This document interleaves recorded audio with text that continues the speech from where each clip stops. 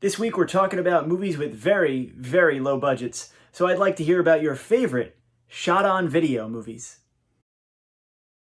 Hello, I'm Adam Caesar. This is Project Black T-Shirt, the channel where I take a new release horror movie or horror movies and pair them with a reading recommendation that you'll enjoy if you like those movies. If you like this video, please subscribe, go check out my other content, and if you are a subscriber to this channel, you've probably been wondering, hey, where the hell's Adam Caesar? Did he give up? Did he quit doing YouTube? Did he stop making these videos?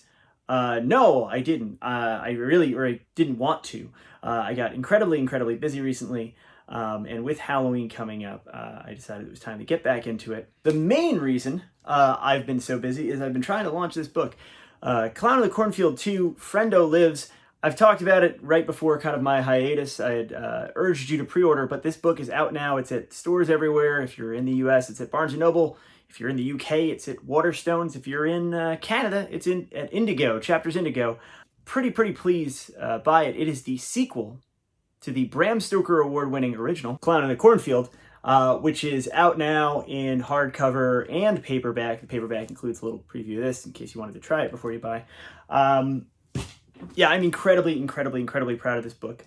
It's been a really long journey to get here, and I really want to thank everyone who pre-ordered the book, who talked about the first book, who read the first book, who reviewed the first book, who's reviewing this book and talking about it. It's done really well so far. It's been out for about 3 weeks now, and the response has been really incredible. When I was writing it, I kind of thought, oh, this is better than the original. I really love this book. But, you know, it's my book. I was writing it, so of course I'm going to think that. But now that it's out and now that people are saying similar things and are really connecting with it, it is a YA teen slasher, but adults can read it as well. That's one of the kind of complaints people have been saying is it's pretty brutal. It's a pretty brutal book for a teen book, but I never said I was a children's author. I am a teen author, and I think teens can handle gore and violence, and if you're an adult, you'll probably like it too. This week, I didn't want to come back with just talking about one movie, talking about a new release or something in theaters. I didn't want to just kind of go with a thud, something that I was going to talk about and move on. I'm talking about a brand new Blu-ray label, something I hadn't really heard about until the first titles went up for pre-order. I kind of blind bought them on Diabolic DVD. And the way pre-orders work, it had taken so long for the movies to actually arrive and come out. I had kind of completely forgotten about them. And I bought them on a whim. I bought the first two titles we're going to talk about on a whim. This brand is Visual Vengeance. They are I guess a subsidiary or a sister company or a brother company to Wild Eye Releasing. Wild Eye Releasing does a lot of low-budget shot-on-video, kind of contemporary distribution. But these are, for the most part, older films they're releasing. I didn't even realize what I was buying. I kind of thought these were traditional movies. I kind of thought these were shot-on film movies. I did not realize that these were ultra low budget SOV movies for the most part, and we'll talk about that too. But I was kind of like, oh, did I just, pay $20 a pop for movies I'm not really going to like, movies that are going to be maybe boring? I've seen a lot of shot-on video stuff, and the like quality gamut is really wide. But after I watched these movies and then I watched their newest release, I was like, I got to make a video about these because I'm like, I want to proselytize. I want to tell people about these movies because I was pleasantly surprised is putting it mildly. I watched these kind of all three in a row, and I'm going to talk about them in the order I watched them because I think they actually got better and better as I went. So without any further ado, here they are. These have spine numbers. So release number 1 is Bloody Muscle Bodybuilder in Hell. Release number 2 is The NECRO FILES. Yes, the pun is appropriate. And release number 5, so I'm skipping over a few, but this is their most recent release. This is Slaughter Day. All right, first what I watched was The NECRO FILES. There is a undead flying baby in this one, and they put that on the slipcover. With each of these releases, I always appreciate like the alternate art on the slipcover, but I think with each of these releases, the art that they put on the kind of unslipcovered, the unlimited version they're going to do, I kind of like better. And then there's the reversible art inside here, including the kind of original VHS art. They also put a lot of bonuses in these. So this has a poster. Very minimal liner arts. There are ones with more impressive liner notes. Stickers, a sticker sheet, which is an odd bonus. I guess you can put stickers on your DVD case if you want to ruin it, I guess, for that video store feel. And then they all have like one unique thing. And for the Necrophiles, there is a condom in here. And in case you were going to use your Necrophiles condom, this product is for entertainment purposes only, not for human use. Not for human use. This was the one I started with just because I was like, oh, you know what? This one seems like the most possibly offensive, the most possibly tasteless. So why don't we get that one over with quick, and I'll know kind of where I stand and if I'm going to enjoy the rest of this experience. This is made by a Seattle-based filmmaker named Matt Jassel. This is a kind of parody, almost, of, to hear him tell it, of what he had seen as being like so dominant in the shot on video and extreme horror kind of scenes. The plot very quickly concerns a violent offender,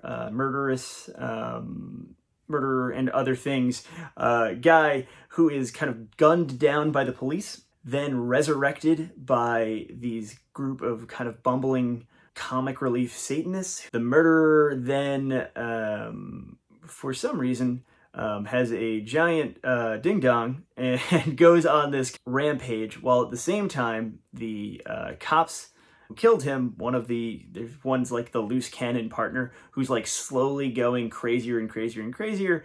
This Seattle cop is just tearing up the whole city. He's like shaking down drug dealers and like killing them and extorting them and all this bad stuff. While the reanimated corpse of this murderer is running around, letting it all hang loose. I'm not in the tradition of giving any kind of like, oh, before you watch these movies, you should check trigger warnings and things like that. This is one where I'm bringing it up. This is a pretty, very silly movie, but also very tasteless and very brutal. So if there's something to offend you, this movie with a flying fetus corpse on the poster probably isn't for you. And I wouldn't really think it's for me, but I was so charmed by this movie. I really, really liked it. It is tasteless in the extreme. It is a very, if you can imagine, a lower fi early Peter Jackson, more tasteless than The Man Who Made Bad Taste. If you can imagine that, that's kind of what the Necrophiles is. As with all of these discs, the special features on this are really, really good, really, really extensive. Jassel, as I said, is involved in talking about his film. There's a bunch of his Super 8 short films, which I think they put like music over and did some new editing on, which is really, really an insight into like him as a kid making movies to lead up to what he kind of started to do with his feature career with films like The Necrophiles. There's a commentary track by him. There's another commentary track. It's just really, really, you don't see a lot of films like this given this kind of treatment. There's even, and the back is a little misleading on here, the bonus movie, The Necrophiles 3000, which was a sequel made in 2017. What they don't tell you is the sequel is made entirely with like dolls and like stuffed animals. So it's almost like a superstar quality to it, with like Barbie dolls and stuff like standing in for real actors. Not my favorite thing in the world, but it's interesting it's on here. The second movie I wanted to talk about is kind of the reason I pulled the trigger and bought the bundle of the first two releases, because I'd never heard of this before, and it just sounded so interesting. Bloody Muscle Bodybuilder in Hell, and then the alternate title is, very simply, aka The Japanese Evil Dead. This is by a director named Shinichi Fukuzawa, and not only is he the director, he is the star of this film, playing a dual role. Fukuzawa started making this in 1994, I believe, or 1995, and only finished it a decade and a half later. He finished it in like the 2010s. It's an hour-long movie, and it took him that long to make. The other two movies we're talking about are shot on video. The Necrophiles underwent the film look process that a lot of the J.R. Bookwalter movies did around that time, like that makes it look a little bit more like a movie, makes it look a little bit more luxe. Bloody Muscle Bodybuilder in Hell actually was shot on film, shot on 8mm film, and then edited on tape.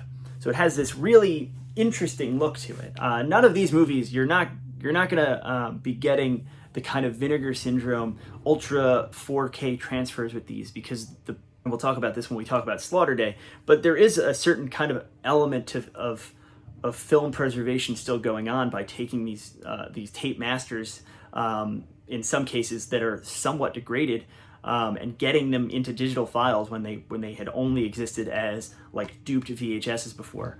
But back to Bloody Muscle Bodybuilder in Hell. To call this like an Evil Dead fan film, which I feel like a lot of the kind of hubbub online kind of talks about it as an Evil Dead fan film, it's not. It is and it isn't. It feels incredibly Japanese to me. It feels like Fukuzawa is yes, he's referencing the Evil Dead, but it's got its own plot. It's got its own very Japanese feel to it. It's got kind of a lot of key differences that I think it's a little unfair to just call this a fan film. The plot, very briefly, is we start with a kind of cold open where a man is being kind of yelled at by his girlfriend or mistress, we're not quite sure, and she says, like, you can't get married, I won't allow it, and she goes to stab him, and he somehow gets the knife away from her. She is killed in the process, and then to cover it up, he buries her under the floorboards of this house.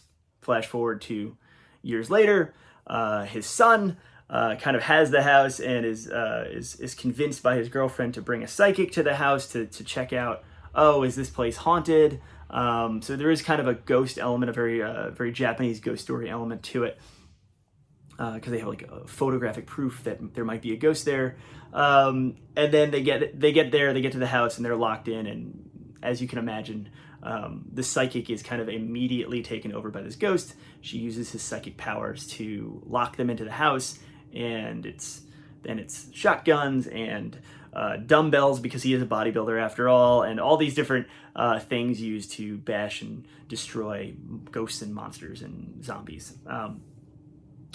Incredibly ambitious. There are special effects shots in this movie that are so lo-fi and so strange and so uncanny that I'm not even really sure how they were achieved. There's a mix of like stop motion, there's a mix of video editing, there's a mix of all kinds of every little bit of how you could make a movie on the cheap is kind of employed here. And you think about that, you think about 15 years of someone's life to make a little very gory, very action-packed horror movie. It's pretty incredible. I really liked this. There's less special features on this than there are on the other two releases. The interview with Fukuzawa is pretty short. It's like 4 minutes. Then there's some like special effects test footage and all this kind of alternate footage and stuff like that. And the commentary track with James Harper, who's a film historian. That's kind of the more serious one. And then there's a very jokey one with Adam Green and Joe Lynch. There's also an image gallery that shows how some of this stuff was done. It's not like it doesn't have any special features, just compared to the other two releases, which are so incredibly stacked. It has a little bit less. But on the extras side, they give you a laminated video rental card, some more stickers. This one has actual liner notes by Matt DeCesario. There's another poster in here. Yeah, these releases are terrific. If you're a fan of the Evil Dead, or if you're a fan of Japanese gore films, you really can't do any better than this. It was a great release. And last but certainly not least, I want to talk about my favorite one of these three. If you get any of these, and I know I've implied it, but these are not for everybody. If the kind of horror you like, or the only kind of horror you want to watch, are kind of ultra slick studio horror films, you are going to be like, what the hell am I watching? If you buy these discs and you start watching them, if I didn't kind of warn you with that. And none more so than Slaughter Day, even though this is far and away my favorite of these three releases. Directed by twin brothers from Hawaii. These are the Cousins brothers, Brent and Blake Cousins. They made this movie in 91. it's unclear, and they talk about that on one of the commentary tracks, how unclear the timeline for some of this stuff is. But Brent and Blake Cousins made several movies called Slaughter Day before they made Slaughter Day, before they made the feature version of Slaughter Day. As kids, literal children, they were making Slaughter Day Part 1, Part 2, Part 3, Part 4 as short films using consumer-grade equipment, and they're basically like retelling the same story. Slaughter Day is about, well, my understanding of what Slaughter Day is about, it's kind of hard to discern. Two construction workers who show up to a work site one day, and their coworker slash employee who spends all day reading the Necronomicon instead of helping them with construction duties. He's gone insane, and he's wearing this respirator mask that's possessed somehow, and he's killing all the other construction workers. And then from that moment, the whole movie is basically one long action sequence, and it just keeps going and keeps going and keeps building. It is a horror movie, but it's also an action movie with these two brothers who are the directors and stars of the film doing all of their own stunts. When you watch the special features, when you watch Slaughter Day 2, 3, and 4, which are included in here, the short films, Slaughter Day 1 is sadly lost to time. It is a lost film. But when you watch them as kids doing this stuff, you're like, okay, they're kids throwing each other around. Kids are resilient. They're doing dangerous things, but hopefully they're not going to hurt themselves too badly. And then when you watch them in their early 20s making the feature version of Slaughter Day, you're like, these guys are going to kill themselves. And they talk a little bit about that on the special features. One of the, I don't remember if it's Brent or Blake, one of the twins says that he has neck and back problems that persist from all the like fake punches he took. And very, very real looking stage fighting that they do in this movie. This is an incredible movie. It's hard to really explain it without you seeing it.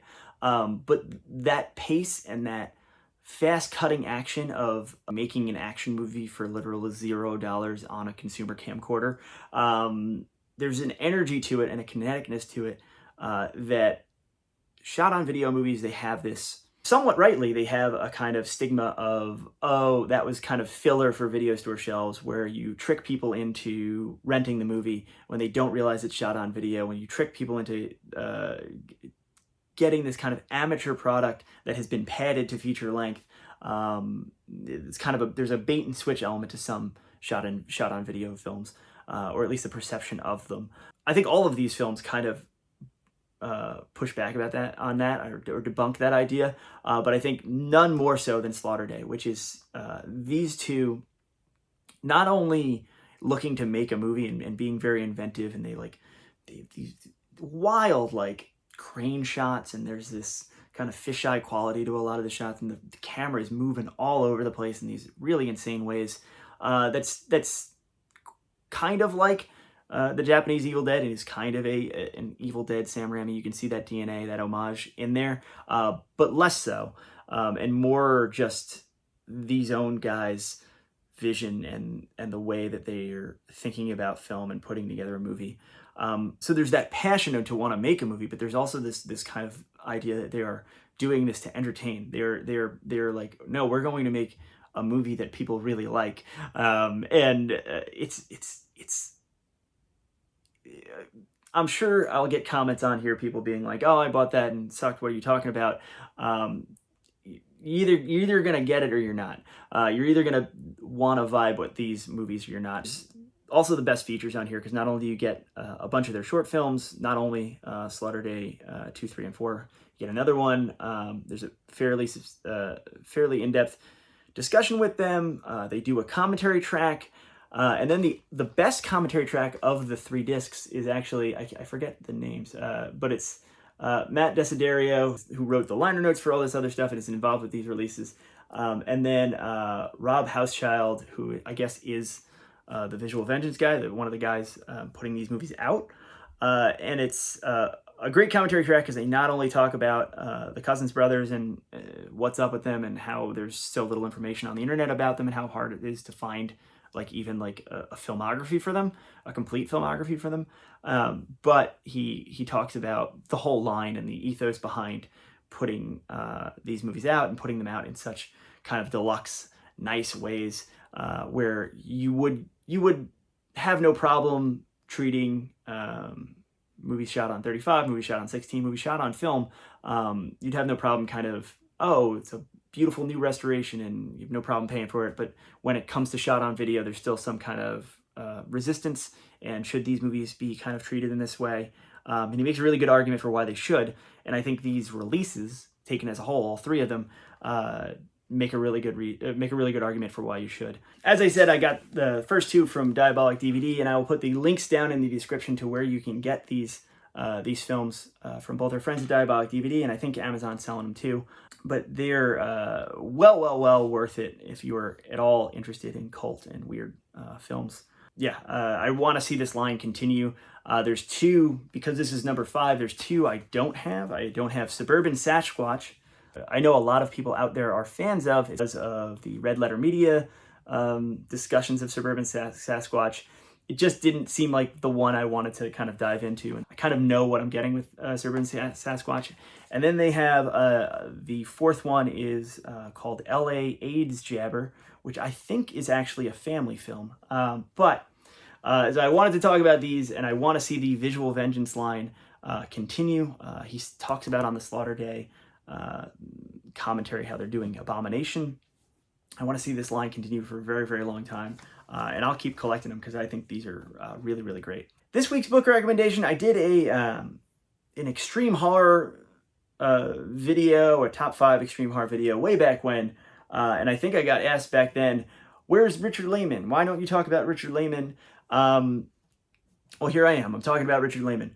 No real reason other than the fact that I feel like a lot of people know about Lehman, have read Lehman if they're interested in that kind of thing. And not to put too fine a point on it, but this is generally a fairly family-friendly channel, and I don't tend to talk about the more extreme stuff and the more kind of puerile stuff. But I figured in the video where I talk about the NECRO Files, it was time to talk about Lehman. So same warning applies to this as applies to NECRO Files. This is Resurrection Dreams by Richard Lehman. Richard Lehman was a very prolific novelist, paperback novelist. Very extreme, but almost extreme to the ends that it becomes comedy. And I think Resurrection Dreams is definitely a book like that. This is actually, if you see, there's Das Grab. If you see the German writing on this is actually the Festa German edition of the book.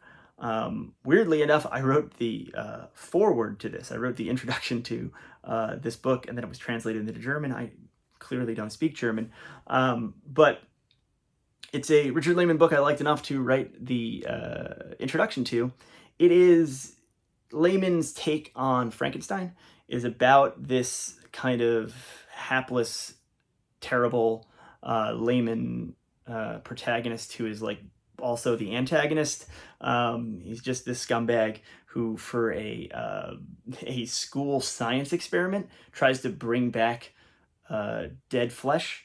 So he basically, and then he brings a girl back from the dead after he may have had a hand in her death, and basically like kind of shacks up with her. It's this kind of almost Rob Zombie-esque kind of exploitation, hillbilly exploitation, dysfunctional relationship thing with the guy and the Frankenstein's monster that he's keeping, and it goes bloody, it goes bad. Very odd book.